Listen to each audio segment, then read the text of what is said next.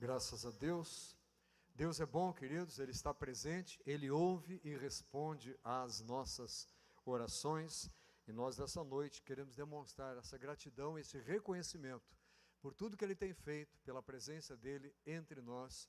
Louvado seja o nome do Senhor. Quero ler com os irmãos uma passagem que está no último livro da Bíblia, Apocalipse capítulo 15. Querendo abrir, acompanhando aí na sua Bíblia, Apocalipse capítulo 15, a partir do versículo 1, embora não seja ele o mais importante para o assunto que vamos tratar esta noite. Vi no céu outro grande sinal e admirável, 7 anjos, tendo os 7 últimos flagelos, pois com estes se consumou a cólera de Deus. Vi como que um mar de vidro, mesclado de fogo, e os vencedores da besta, da sua imagem e do número do seu nome, que se acha em pé no mar de vidro, tendo harpas de Deus. E entoavam o cântico de Moisés, servo de Deus, e o cântico do Cordeiro, dizendo: grandes e admiráveis são as tuas obras, Senhor Deus, Todo-Poderoso. Justos e verdadeiros são os teus caminhos, ó Rei das nações. Quem não temerá e não glorificará o teu nome, ó Senhor? Pois só tu és santo. Por isso, todas as nações virão e adorarão diante de ti, porque os teus atos de justiça se fizeram manifestos. É uma das últimas coisas, um dos últimos acontecimentos relacionados à vida neste planeta como nós a conhecemos hoje.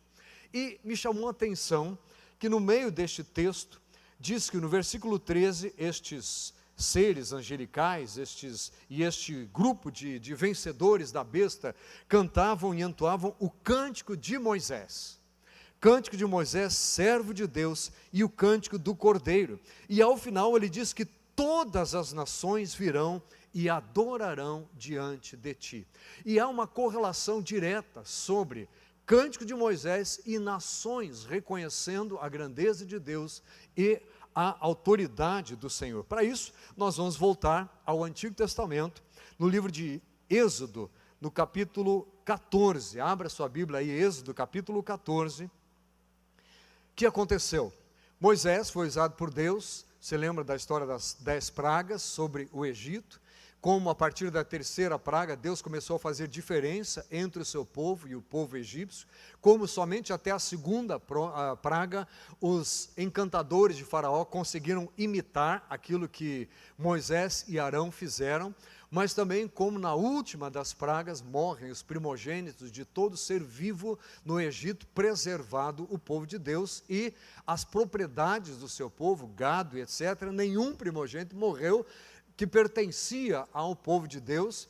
E aí finalmente Faraó disse: então pode, porque antes ele dizia: não, vai, mas deixa o gado aqui, vai, mas deixa as crianças aqui, não, vai, mas fica pertinho, não vai até longe, como você está querendo dizer, e foi enrolando, até que em último momento, por causa do desespero e do clamor do povo, com grande medo, deixaram o povo sair. E foi nesta ocasião que o povo levou consigo muito ouro e muita prata, porque os egípcios, o povo de Israel ia e pedia aos seus vizinhos, aos egípcios, que lhes dessem coisas de valor, e eles: toma, leva, pega para você e leva e vai embora daqui, porque não queriam mais saber daquele povo que, conforme o próprio Faraó dissera, já era mais numeroso que o próprio povo dos egípcios.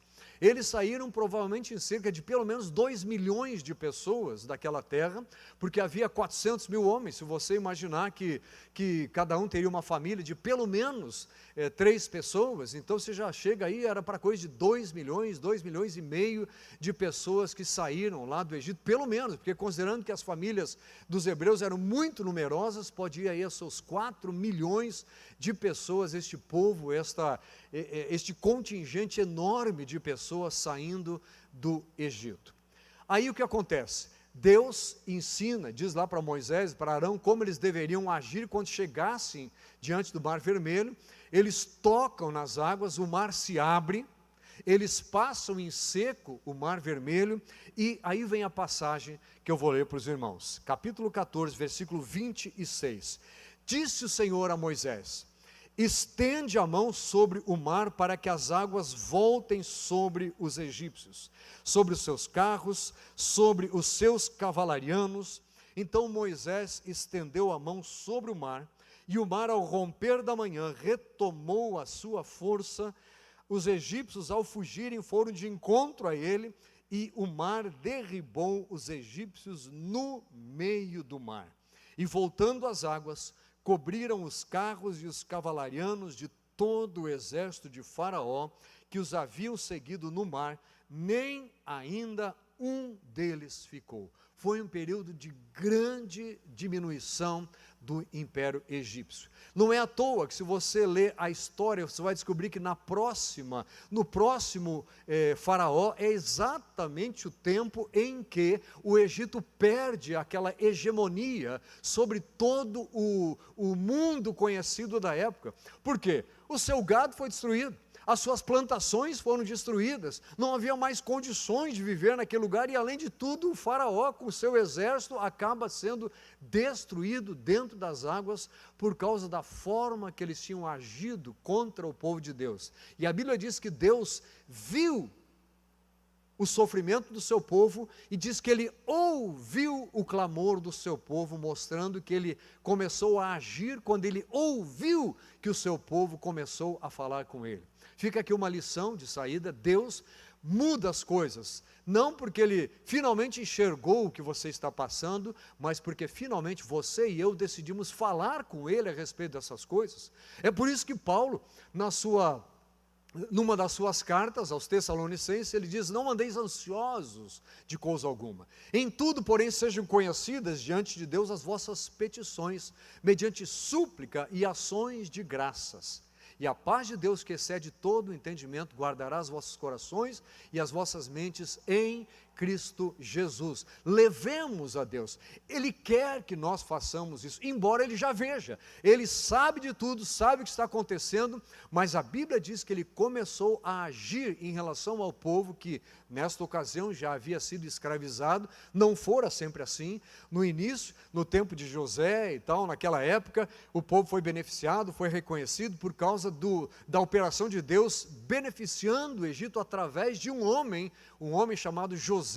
Enfim, as coisas mudaram, resolveram tratar inadequadamente o povo de Deus, e veja o resultado, porque o povo de Deus clamou. Não foi quando o povo começou a sofrer as perseguições, não foi quando o povo começou a sofrer os problemas, foi quando o povo resolveu tratar daquilo com Deus e clamar, dizendo: Senhor, nós precisamos voltar-nos a Deus, precisamos que o Senhor faça alguma coisa. E depois de terem passado o Mar Vermelho, depois de estarem em seco, do outro lado, Deus fala a Moisés: agora você levanta a sua mão sobre o mar. E foi o que ele fez, e o mar começou a voltar. Supõe-se que o local da travessia tenha sido no que hoje é uma parte ocupada pelo conhecido como Canal de Suez, que ali teria sido o ponto de travessia. Muitos tentaram ao longo da história explicar este evento, dizendo: não, era um momento de seca, e o mar a água tinha baixado, e o povo passou em seco. Aí seria estranho, porque teria voltado a água repentinamente, a seca acabada, de um instante para o outro, e teria encobrido todo o exército de Faraó. Se fosse assim, não. Foi o agir de Deus. A Bíblia diz que soprou um vento leste, e as águas se juntaram dos dois lados, e não de um só, aos dois lados, formando barreiras, e eles passaram em seco no meio. O Deus que você tem é poderoso para dividir o mar.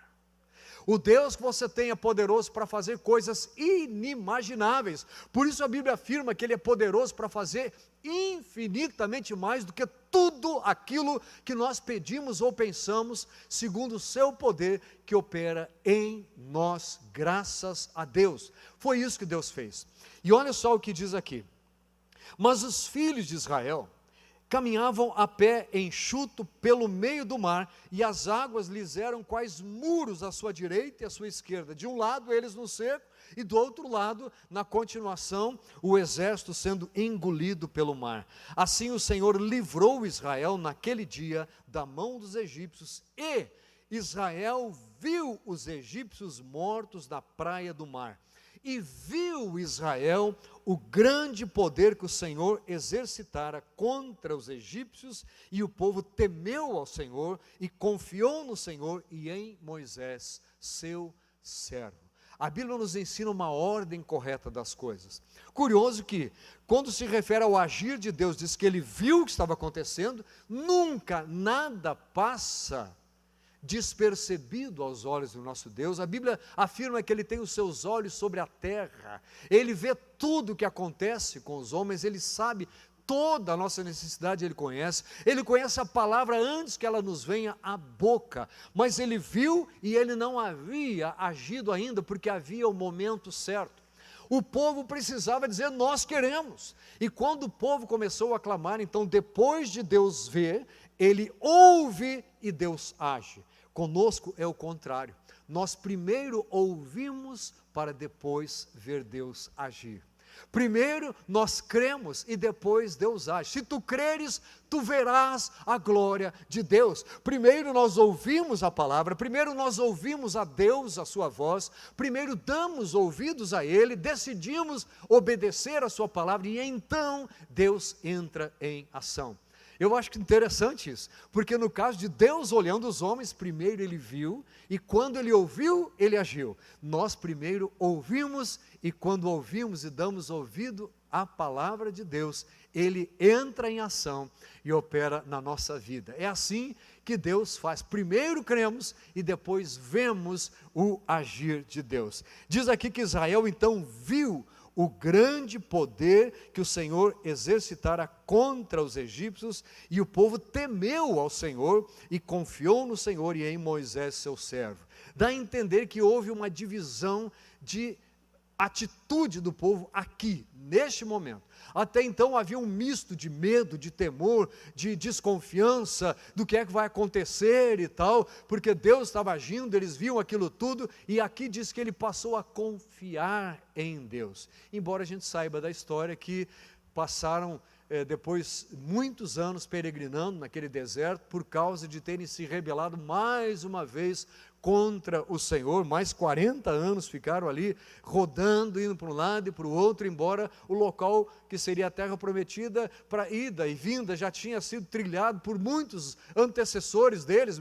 Abraão fez aquele caminho, José fez aquele caminho, Jacó fez aquele caminho, tudo aí com a família toda rapidinho. E quando o povo, esses milhões de pessoas, foram para o deserto por causa da sua rebeldia contra Deus, eles que tinham visto tudo isso, poderiam simplesmente confiar no Senhor, desconfiaram de Deus, se rebelaram e pagaram um alto preço por isso. Nenhum dos homens que eram capazes de colocar as mãos em armas naquele período, nenhum dos homens adultos, nenhum deles, exceto dois, Josué e Calebe, príncipes das suas tribos, que foram enviados para observar a terra prometida, e que junto com os outros 10, foram enviados um de cada tribo, junto com eles voltaram e disseram, eia, subamos porque Deus já nos entregou essa terra.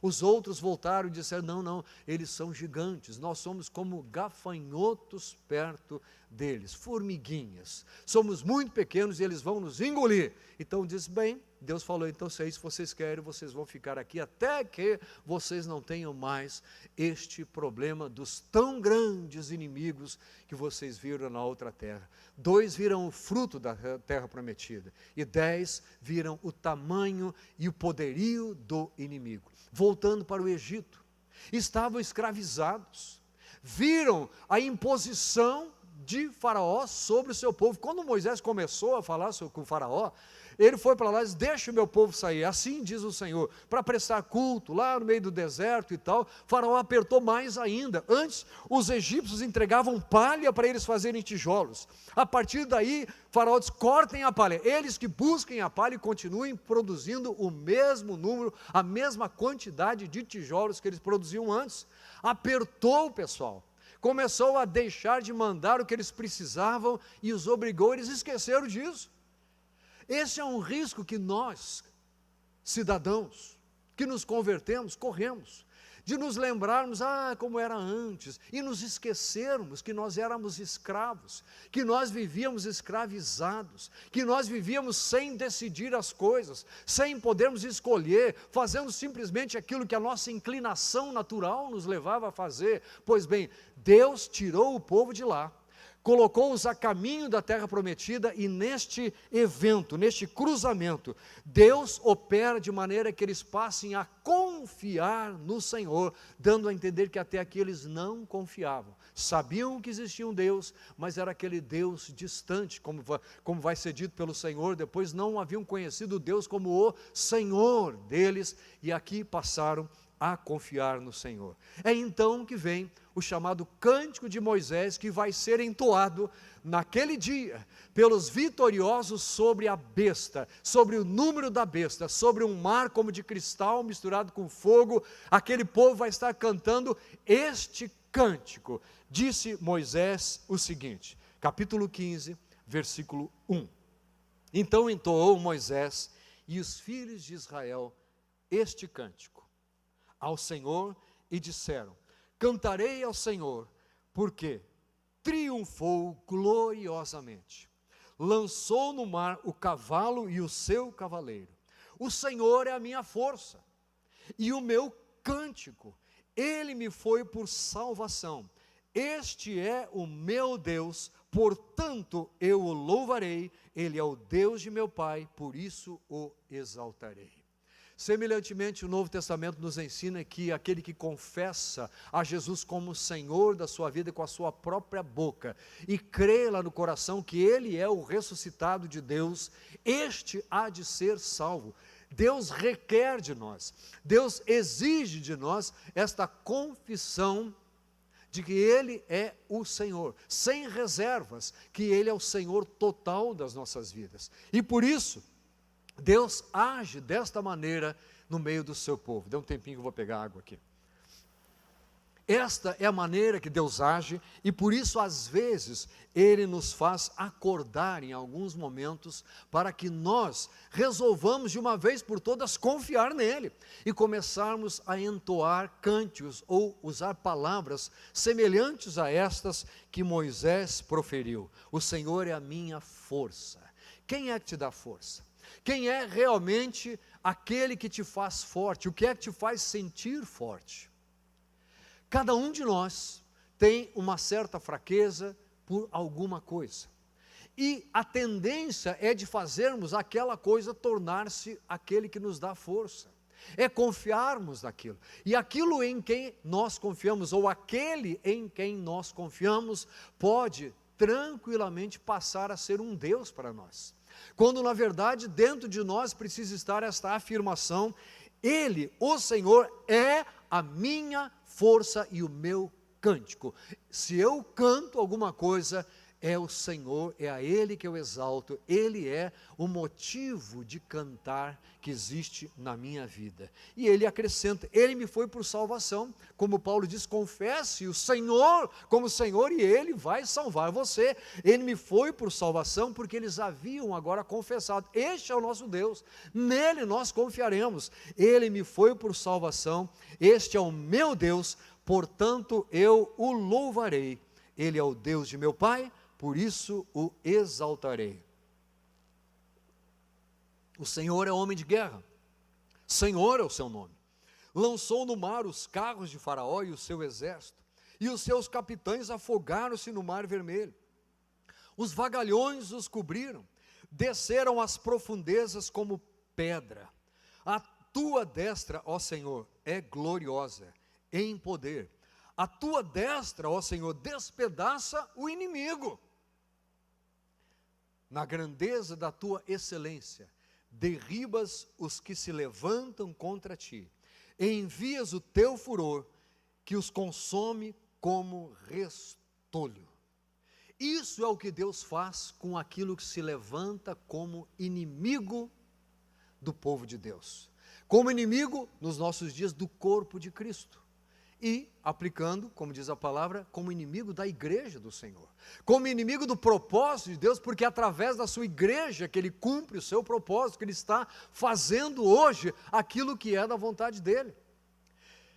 Quem dera esse povo se multiplicasse mais e mais, e podem esperar por outras coisas que virão acontecer, tendendo a nos afastar, tendendo a nos impedir de estarmos juntos, de orarmos juntos, de buscarmos a Deus juntos, a nos impedir de estimularmos uns aos outros à fé, de fazermos afirmações como estas, de ouvirmos pessoas como Moisés fazendo afirmações como essas, e isso nos influenciar, como isto é necessário para cada um de nós. Por isso, o inimigo que conhece o agir de Deus e sabe que o seu povo precisa ter essas palavras nos lábios, vai sempre agir, não para tirar os seus bens, não para tirar a sua saúde, não para tirar a sua alegria, mas para tirar a sua fé e a sua confiança neste Deus poderoso. É assim que ele age, porque em não havendo a confiança, Deus não continua a sua ação no meio do povo.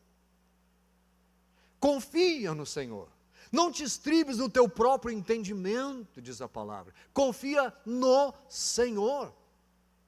Maldito é o homem que põe no homem a sua confiança, no seu braço, faz do seu braço a sua força, mas bem-aventurado aquele que põe no Senhor a sua confiança. É isso que Deus espera no Senhor.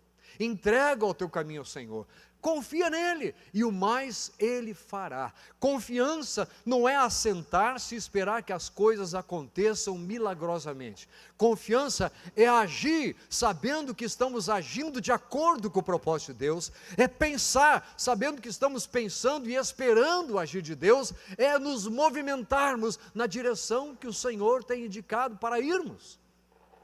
E não permitirmos que aquilo que nos impõe, como o Faraó tinha imposto ao povo, e não permitirmos que o meio ambiente nos imponha. Olha só, eles habitavam no melhor da terra do Egito. O Egito é quase tudo deserto. Você conhece um pouquinho de geografia, sabe? É coisa de 5% de terra lá que tem, um pouquinho mais talvez, que tem ali de coisa útil, só beirando o rio Nilo. O resto é deserto. E numa dessas partes do delta lá do Nilo com outro rio, foi lá no leste deste local que eles colocaram o povo de Israel para ir se multiplicando e crescendo, e o gado aumentava, e as crianças nasciam, e eles iam sendo abençoados com saúde por Deus ali. Mas há uma tendência às vezes a nós acomodarmos a o que está acontecendo ao nosso redor. Então eu não sei, meu amado, eu fico em dúvida de afirmar se coisas terríveis como uma pandemia afetam mais negativamente o povo ou a abundância. Porque parece que as pessoas relaxam mais quando existe abundância, quando não falta nada, do que quando falta alguma coisa. Por isso, o próprio Jesus disse, olha, dificilmente um rico entra no reino dos céus. Ele não está se referindo na palavra rico àquele que tem muitos bens, muitas propriedades, e sim àquele que tem os bens e as propriedades e que põe a sua confiança na sua riqueza. Então a questão está onde nós temos colocado a confiança. Deus age conosco de acordo com onde nós temos colocado a nossa confiança, e Ele vai agindo assim.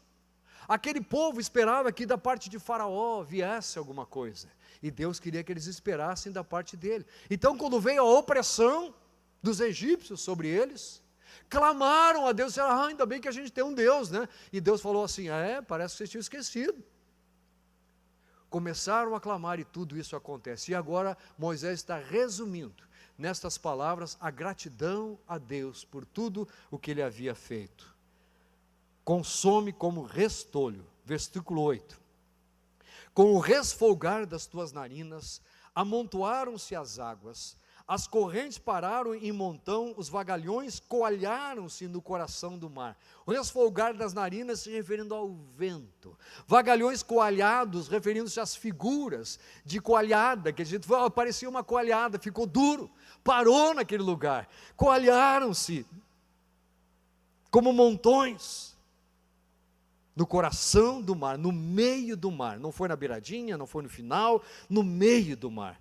E o inimigo dizia, perseguirei. Isso, amado, é o que o inimigo faz. Jesus resumiu e dizendo assim, o inimigo vem para roubar, matar e destruir. Está aqui o inimigo figurado. Diz aqui que ele dizia: perseguirei, alcançarei, repartirei os despojos, a minha alma se fartará deles, arrancarei a minha espada e a minha mão os destruirá. Não se iluda, sempre foi esta e sempre continua sendo e sempre será esta visão que o inimigo tem do povo de Deus. Então cuidado com essas historinhas bonitas que parecem, tipo assim, a terra de Gósen. Parece que, olha, estamos sendo favorecidos. Cuidado, meu querido. Tudo o que tira a sua confiança única e exclusiva do Deus Todo-Poderoso está agindo contra o futuro da sua vida. Só que o que ele pensava é isso: vou destruir esse pessoal, vou arrancar tudo que eles têm, vou levar o despojo, vou tirar tudo, porque eu estou aqui para roubar, matar e destruir. O inimigo não tem nenhum interesse em que você progrida, embora ele traga progresso, porque o progresso financeiro, material, não tem problema nenhum. O que ele não quer é que você acabe lá no final sendo chamado por Jesus para entrar no lugar que ele foi preparar. Ele não quer que você ouça: vinde benditos do meu Pai. Ele não quer que você esteja junto àquele grupo, ele quer que você esteja separado. Por isso a ação sempre vai ser para colocar em confiança em outra coisa e para te separar do grupo. Separar você daquele meio, a ponto de quando você se encontra com aquelas pessoas, você começa a estranhar: mas esse povo fala muito diferente de mim. Você parou de falar do mesmo jeito, aceitou a provocação, entendeu que aquilo era assim, a nova realidade. Que nova realidade o quê? Que ele continua sendo assim, continua sendo desse jeito. As condições de contorno mudam, o meio onde nós estamos muda, até a maneira de Deus agir muda, mas o propósito de Deus continua sendo de trazer você de volta a confiança nele. Glória a Deus. Moisés está cantando, versículo 10: sopraste com o teu vento e o mar os cobriu, afundaram-se como chumbo em águas impetuosas. Ó Senhor, quem como tu entre os deuses? Quem é como tu entre os deuses? Quem é como tu glorificado em santidade? Terrível em feitos gloriosos, que operas maravilhas.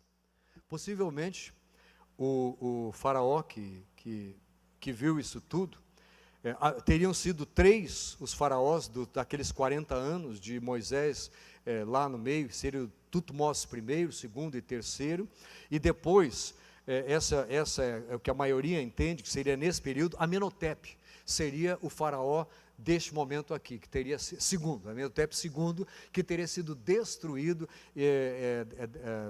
lá no mar com o seu exército e tal. E estávamos lá pela 18ª, indo para a 19ª dinastia do Império Egípcio, que teve todo o seu tempo de glória e estava aqui agora destruído na sua terra e dentro do mar.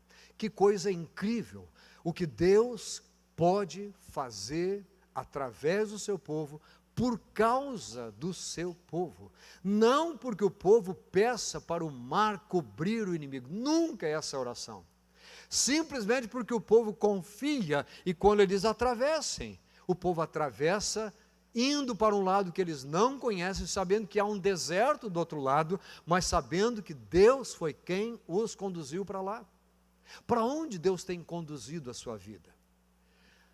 Não é com a sua oração, dizer: Senhor, destrói o inimigo, destrói os intentos do diabo. É simplesmente dizendo: Senhor, opera em mim a tua vontade, faze em mim o teu querer, usa a minha vida para glorificar o teu nome, para que muitos venham a conhecer-te como o Senhor. Glória a Deus, louvado seja o Senhor. Glorificado em santidade, terrível em feitos gloriosos, que opera as maravilhas. A gente tem visto muita música, deixa eu abrir um parêntese aqui, em que pessoas que não conhecem muito a Bíblia, começam a usar expressões que eu fico com o pelinho arrepiado, né?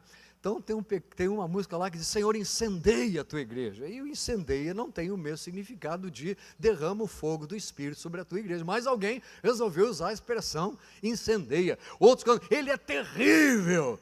Bem, ele é terrível quando ele trata com os inimigos.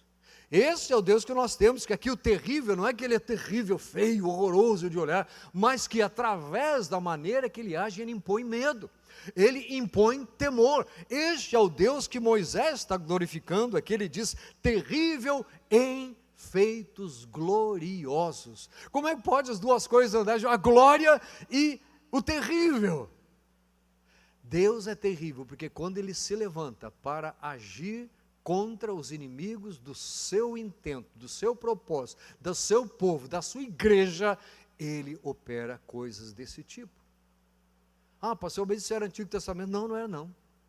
Lembra no Novo Testamento, quando Jesus já está com o seu povo, ele envia os 70 e diz o seguinte para eles, olha, se houver alguma cidade onde vocês não sejam bem recebidos, lembra disso? Ele falou assim, sacudam o pó daquela cidade, não carreguem nem o pó, e eu vou tratar aquela cidade com rigor maior do que eu tratei Sodoma e Gomorra. Por quê? Porque eles eram terríveis? Não, porque eles não haviam recebido o povo de Deus e a mensagem que Deus os enviara para levar. Querido, você não tem ideia do que acontece, do tremor que acontece no inferno quando você resolve dar o seu testemunho, quando você resolve convidar alguém, quando você resolve falar para alguém que você é cristão e tem alegria e prazer e se sente privilegiado por isso e que ele poderia ser também. O inferno treme. O inferno treme quando o povo de Deus começa a abrir a sua boca.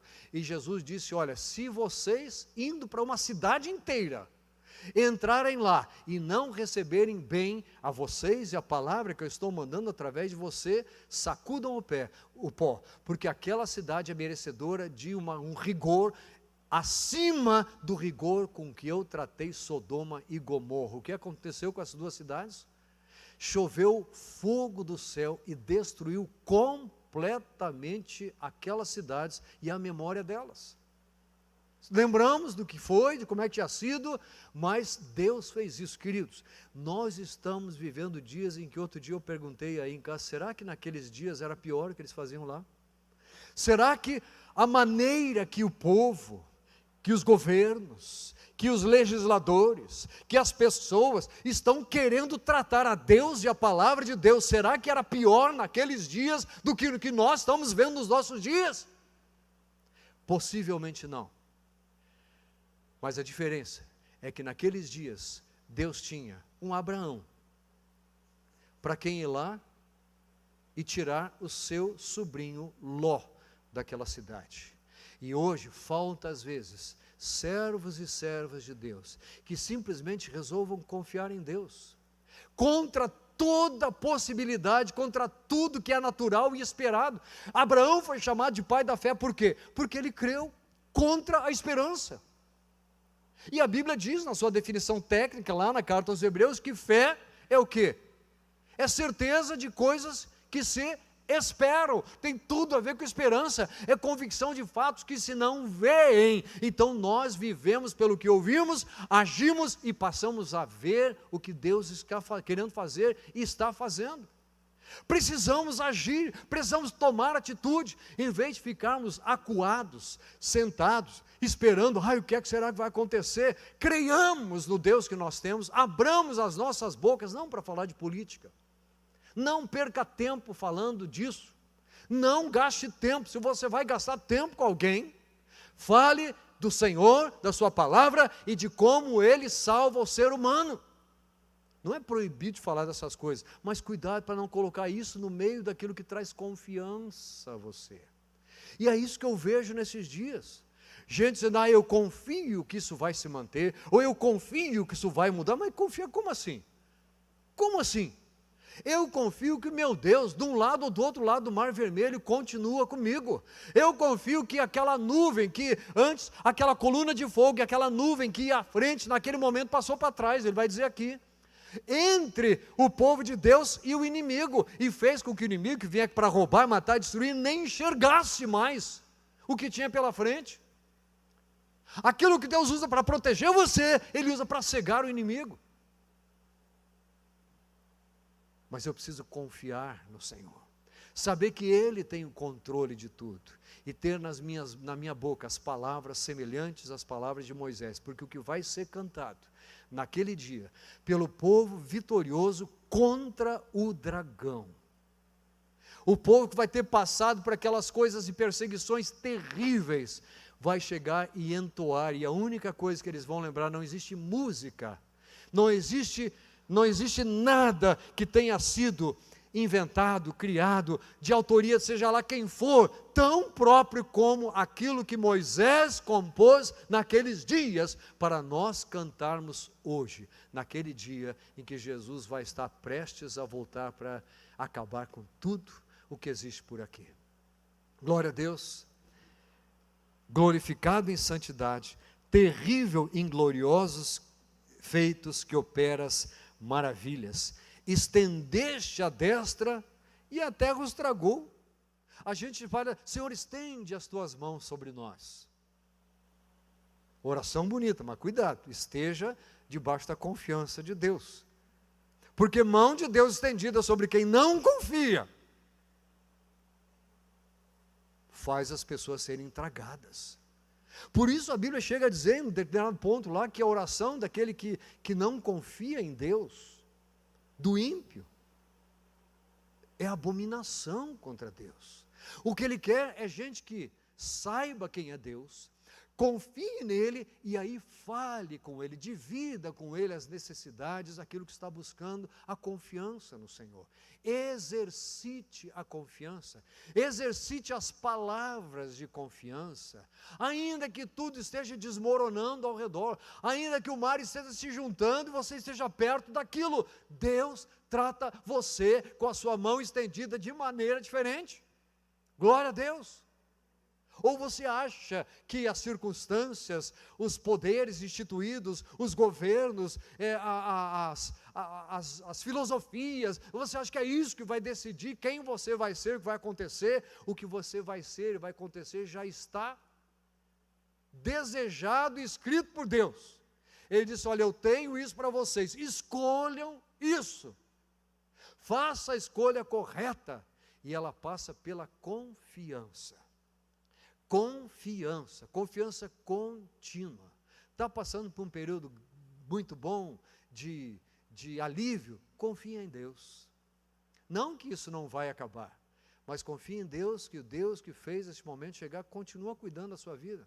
Está passando por um momento de dificuldade, confia em Deus, porque Deus continua assentado naquele alto e sublime trono, e não distante a ponto de esquecer de você. Ele continua com a sua mão estendida para salvar, Ele continua com seus ouvidos atentos e não agravados, não surdos, para que não possa ouvir. Ele continua cuidando de cada um de nós. Mas sabe o que a Bíblia diz, quando diz que os olhos estão sobre a terra? A Bíblia particulariza um grupo de pessoas, e diz, para mostrar-se forte para com aqueles cujo coração é totalmente dele, ou seja, os que confiam no Senhor. Glória a Deus, aleluia. Estendeste a destra e a terra os tragou, mas com a tua benevolência, versículo 13, guiaste o povo que salvaste. Com a tua força não os tragaste, e sim o levaste à habitação da tua santidade. Confiança em Deus é uma atitude que nós tomamos, mas que sabe aonde Deus quer que nós cheguemos. Santidade. O propósito dele sobre nós é este: é produzir ou reproduzir em nós esta santidade, é restaurar no homem a imagem perdida lá no jardim do Éden, quando o homem se rebelou contra Deus, é levar você e eu a vivermos cada vez mais de acordo com a vontade dele, em santidade.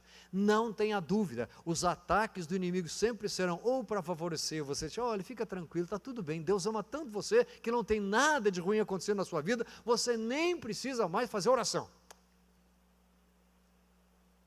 Ou então um ataque ferrenho tão grande, de fazer com que você não tenha mais presentes as pessoas para ajudá-lo, e você que não aproveitou o tempo para aprender quando os tinha próximos. Sabe, querido, este é o momento, vou afirmar aqui, este é o momento de nós aproveitarmos para nos estimularmos uns aos outros ao conhecimento da palavra e às boas obras, porque haverá momentos como tivemos no tempo de pandemia. Haverá outros momentos em que nós não poderemos mais estar na presença dos irmãos. E a proximidade é algo que produz algo, é uma coisa assim impressionante. Tivemos muitas reuniões e continuamos tendo reuniões virtuais. Continuamos. Mas cá entre nós, não chega nem aos pés daquele dia em que você está junto com os irmãos vão lá, estendem a mão e colocam sobre você, dizendo: eu estou com você, meu querido, eu quero que você seja abençoado nisso, e começa a orar por você ali, dessa maneira. E o inimigo, assim como Deus, sabe dessas coisas. Então sempre a atitude dele vai ser manter afastado, e sempre a atitude dele vai ser diminuir a confiança. Não deixei de congregar-vos, como é costume de alguns. Isso não é só uma expressão usada assim à toa. Não deixei de congregarmos, como é costume de alguns, diz a carta aos Hebreus. Antes, façamos admoestações, chamemos a atenção uns dos outros. E isso, meu irmão, só perto que funciona, de longe, tá, tudo bem, depois eu falo. Você não sabe nem como a pessoa está vestida às vezes. Façamos admoestações. Quanto mais vedes ou vemos que o dia se aproxima. Que dia? O dia em que os vencedores vão cantar o cântico de Moisés sobre aquela água em formato de cristal, ou cristal que parece água, porque naquele dia este cântico vai ser repetido. Com a tua benevolência, tu guiaste a nossa vida. Quem é o teu guia? Jesus não é à toa, ele diz: olha, não chamem a ninguém de guia. Você entendeu isso, meu amado?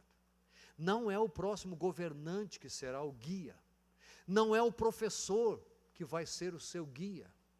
Guia é um só, somente o Senhor é quem nos guia.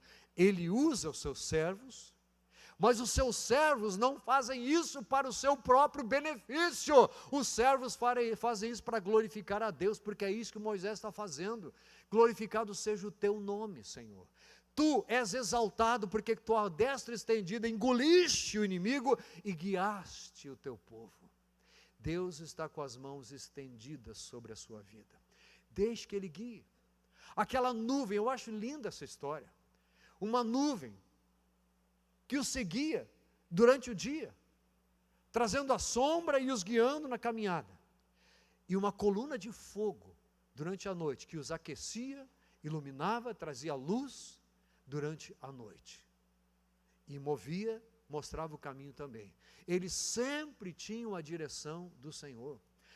A marca do povo de Deus aqui é o guiar de Deus, é a direção de Deus. A confiança leva à direção da vida.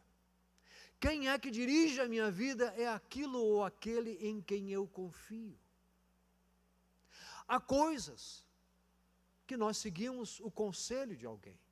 Ele nos dá uma direção e nós fazemos aquilo. Mas para a nossa vida como um todo, princípios de vida, coisas que nós abraçamos e que nós não negociamos. Tem um ditado aí que diz que todo homem tem o seu preço. E a gente diz o seguinte: realmente, o nosso preço já foi pago. Já foi pago. E nós não estamos à venda. Não queremos sair das mãos daquele que nos conquistou, daquele que nos comprou com o seu próprio sangue vertido na cruz, e não queremos andar na direção de nenhum outro. Ele dirige o seu povo, os passos do seu povo que Ele salvou, com esta mesma mão estendida. Com a tua força o levaste à habitação da tua santidade. Deixamos Ele dirigir e aceitamos a proposta de padrões elevados. A diferença está em confiarmos em Deus, sermos dirigidos por Deus e sabermos que o alvo dele não é outro, senão a santidade dele revelada em nós. Glória a Deus. Simples assim. Pastor, como é que eu vou saber, como é que eu vou avaliar, como é que eu vou decidir, que escolha eu vou fazer, meu amado? Simples. Qual você confia mais em Deus? Em qual delas Deus vai estar dirigindo realmente você, ou você vai estar fazendo por força própria, por tentativa, por experiência? E qual delas leva a presença de Deus a ser tão real na sua vida, que vai ser refletida em você a própria santidade de Deus? Que coisa maravilhosa. Cântico de Moisés, cântico que vai ser repetido naquele dia. Senhor, tu nos guiaste. Senhor, tu nos guiaste à santidade. E foi isto que trouxe a diferença, que fez a diferença, que trouxe o diferencial das nossas vidas em relação aos demais. Porque a chuva caía sobre todos, e quando faltava chuva, faltava para todos. Mas o que fez diferença é que na nossa vida o Senhor guiava, e guiava para nos tornar cada vez mais santo. Santificai-vos. Esta é a proposta de Deus para o seu povo. Glória a Deus. E é Ele mesmo que está fazendo isso em nós, dirigindo os passos que nós damos. Os povos ouviram, eles estremeceram, agonias apoderaram-se dos habitantes da Filístia. Ora, os príncipes de Edom se perturbam, dos poderosos de Moabe se apodera o temor, esmorecem todos os habitantes de Canaã, porque agora já está olhando para frente. Olha o que está acontecendo, por causa do que aconteceu para trás, Deus cuidando do seu povo. Olha os que eles vão encontrar. Qual é a atitude deles? Sobre eles cai o espanto e pavor, pela grandeza do teu braço, emudecem como pedra. Eu quero dizer para você, querido, sem medo de errar, cada vez mais nós vamos ver pessoas e organizações sendo emudecidas, porque vão se levantar contra a vontade de Deus, contra o plano de Deus, contra a palavra de Deus, contra o povo de Deus, e a verdade vai ficar revelada, vai ficar patente, vão ficar emudecidos. Você vai ver a empresa fechando, indo à falência. Gente que você dizia, esses são os maiores, vão à falência, vão ser emudecidos, vão ser tragados, porque a mão de Deus estendida sobre o seu povo tem um efeito, mas a mão de Deus estendida sobre os que rejeitam e se põem contra o agir e a direção de Deus, tem este viés. Que coisa! Debaixo da mão de quem você quer estar? Eu não quero estar debaixo da mão de direita nem de esquerda, eu quero estar debaixo da mão do meu Deus, sendo dirigido nos passos que eu dou, porque muita coisa nós havemos de ver, mais ainda, com certeza as próximas gerações, se Jesus não voltar ainda nessa, mas quando ele voltar, certamente todas essas palavras vão ser cada vez mais claras, mais visíveis nas coisas que Deus está fazendo, graças a Deus. Emudecem como pedra. Curiosamente, em relação à pedra falar, a Bíblia faz uma outra afirmação. Qual é? Se nós não clamarmos, as pedras poderiam fazer. Que coisa! Este povo vai ser emudecido como pedra. Agora você foi colocado aqui para abrir a boca.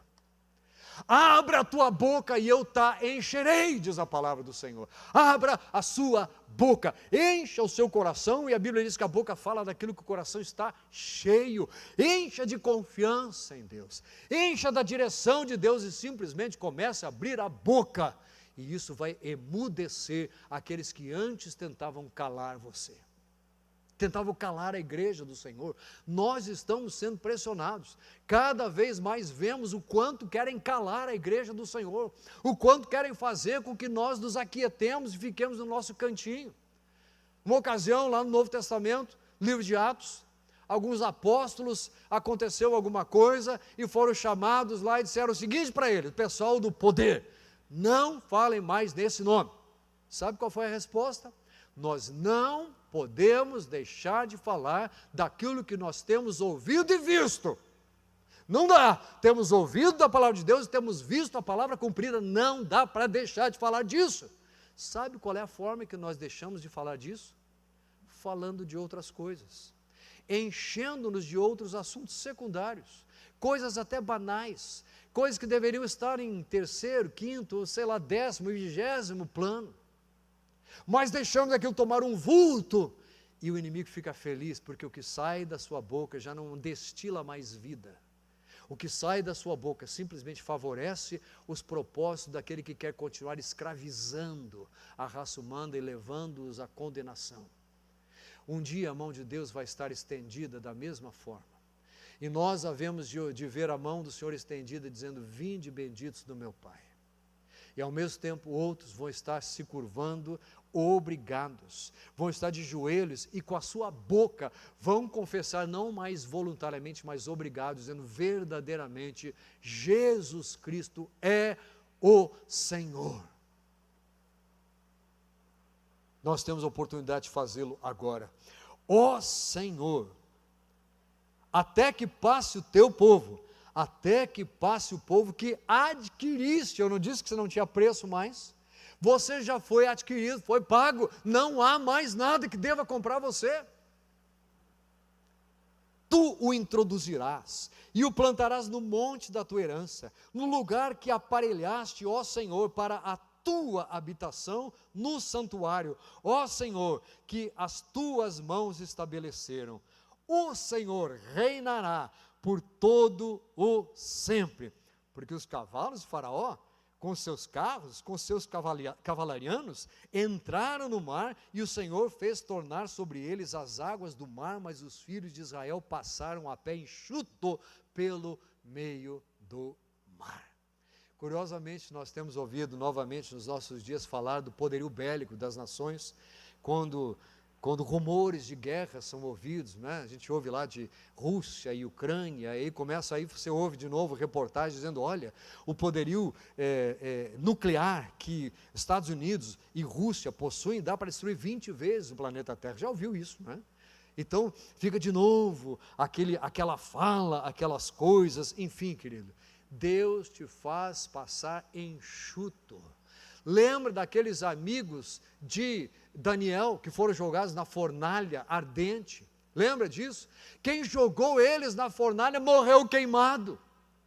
No entanto, quando se aproximaram assim meio de longe, aproximaram no olhar de longe, mas não eram 3, nós estamos vendo 4 lá dentro, e o quarto tem uma semelhança de Deus, porque o próprio Senhor estava lá. O que aconteceu? Quando saíram de lá, nem cheiro de fumaça havia sobre eles. Nem cheiro de fumaça. É assim que você vai ser preservado no meio de tudo que há de vir sobre essa terra. Glória a Deus. Vamos ver sim o mar encobrindo gente ao redor. Vamos ver sim deserto pela frente. Vamos ver sim falta de alguma coisa, e vamos ter que clamar a Deus que vai mandar sim o maná diariamente, vai continuar cuidando do seu povo, mas o cuidado de Deus não é de uma vez por todas. Ele não definiu lá na sua conversão tudo de provisão que você teria. A provisão de Deus é diária. O dirigir dos passos de Deus é diário. O cuidado de Deus por nós é diário. E a busca da sua santidade tem que ser diária. E diariamente você vai ver o poder da mão de Deus estendida sobre você e sobre tudo o que está ao redor. Glória a Deus. Louvado seja o Senhor.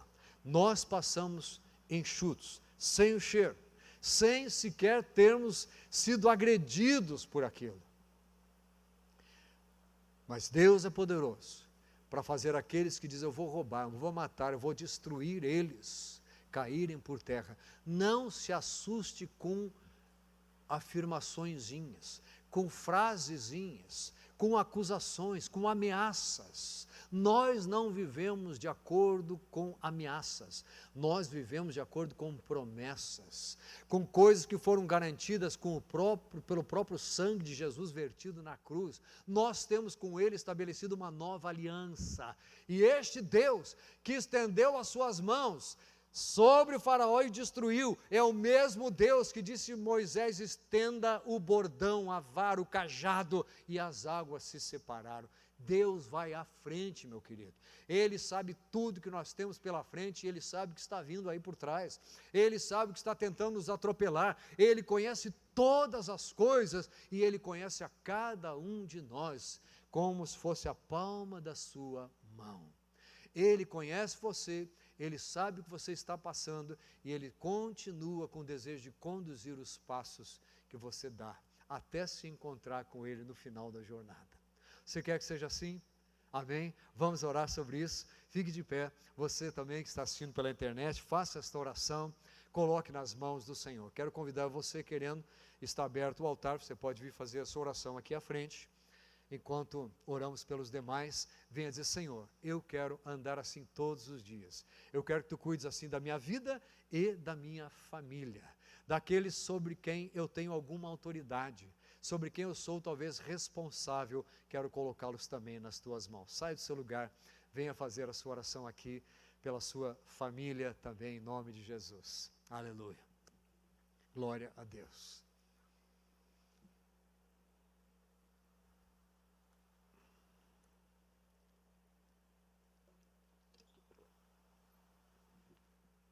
Oremos. Amado Deus, nós Te louvamos, porque o Senhor é tão poderoso, mas o Senhor não guarda o Seu poder para si, ou para mostrar somente naqueles dias depois que tudo tiver acontecido. É com estas mãos poderosas estendidas que Tu operas na nossa vida e através da nossa vida, que Tu fazes em nós a Tua vontade, que Tu nos conduzes em segurança no caminho de santidade. Nós queremos continuar andando contigo, vivendo por Ti e declarando com as nossas bocas que Tu és o Senhor das nossas vidas. Toma, Senhor, esta igreja nas Tuas mãos. Opera através desta igreja e nesta igreja. Senhor, que o mundo veja que o Deus que agiu naqueles dias de Moisés, que o Deus que vai agir naqueles dias do final dos tempos, é o mesmo Deus que opera nos nossos dias, nesta igreja, na sua igreja ao redor da terra.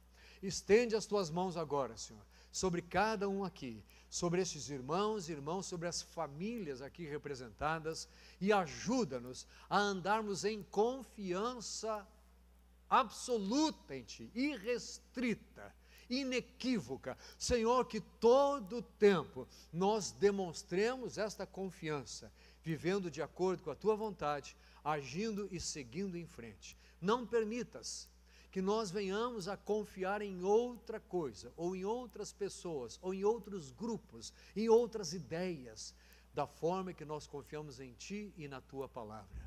Nós não queremos viver por causa das ameaças, por causa dos rumores, por causa dos medos e dos temores. Nós queremos continuar prosseguindo, vivendo de acordo com as Tuas promessas, de acordo com a Tua palavra, sabendo que ela não volta vazia, mas que ela opera em nós aquilo que Tu propuseste, e ela prospera naquilo que é a Tua vontade. Obrigado, Senhor.